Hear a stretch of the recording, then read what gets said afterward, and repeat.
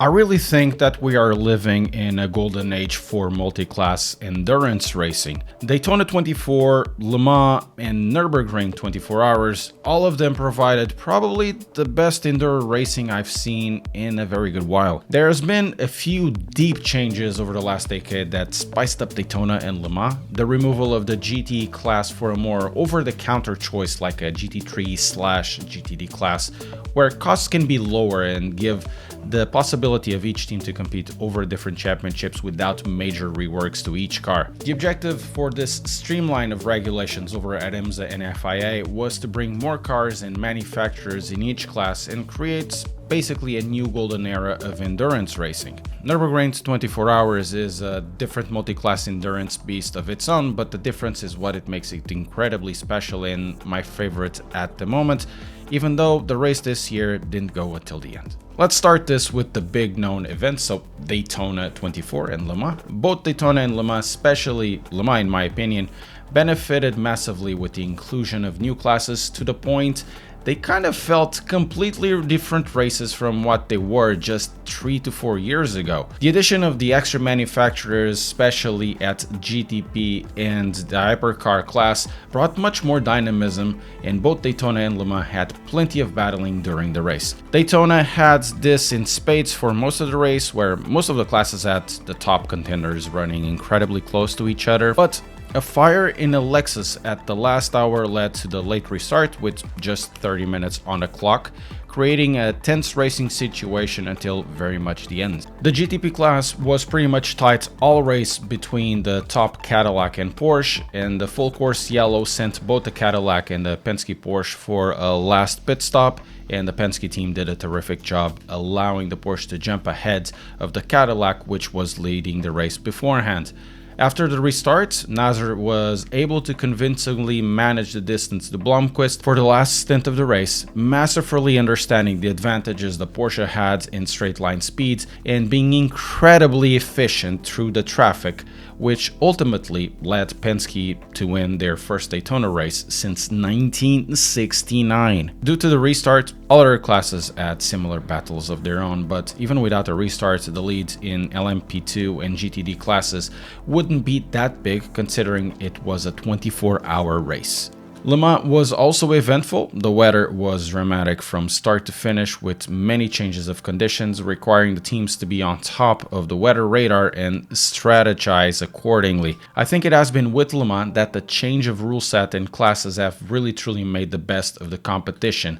The GT3 made it more accessible for a lot of teams that wouldn't need to run multiple classes for different championships. Essentially, they can run, if they want, the same car and adapt it to the BOP, though the biggest change has definitely been with the hypercar class, where the rule set convergence between LMDH and hypercar truly was a next step forward. The result with all of the changes this year, I think it has been definitely one of the best Le Mans races I've seen, at least in the last decade.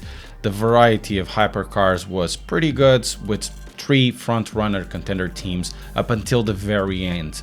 With all of the weather changes, teams needed to make difficult choices about tire compound choice or even stint management. All was going to a certain degree well for Toyota while recovering from a huge disadvantage against Ferrari in the beginning of the race.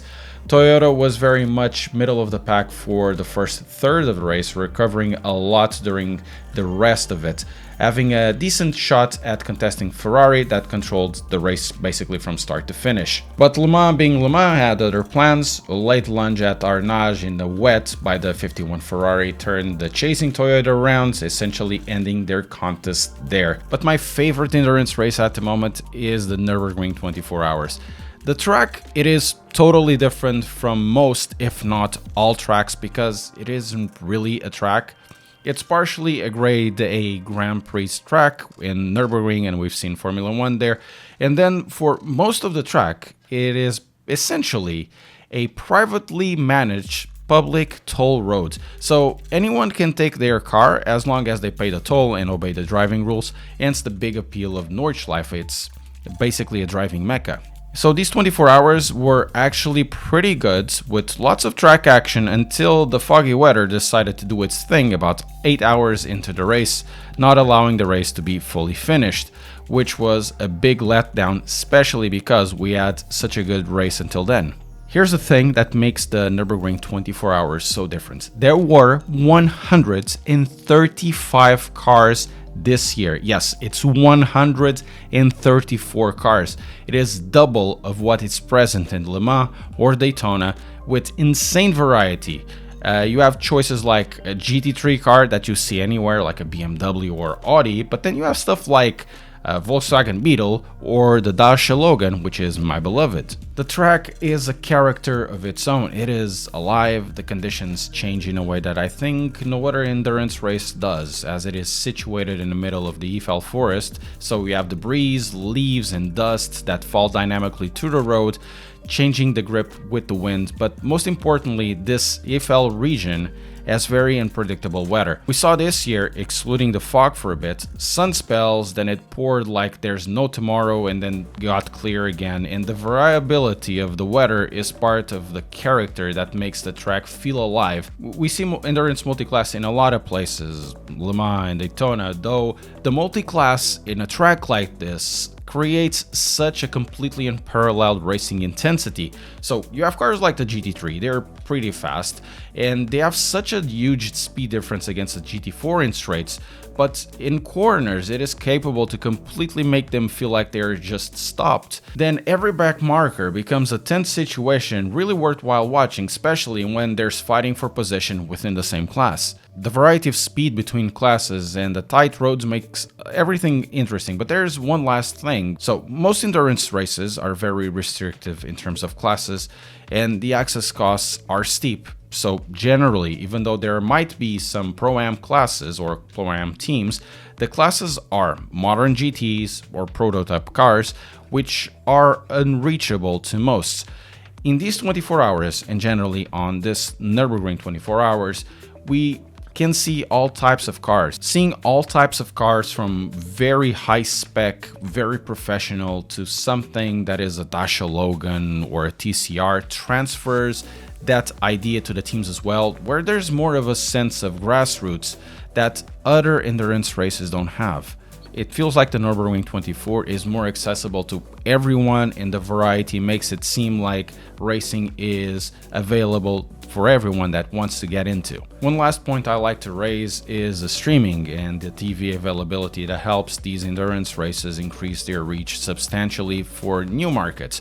IMSA TV provides their race for free at their site for most places. Nürburgring 24 has it freely available on YouTube for most places as well.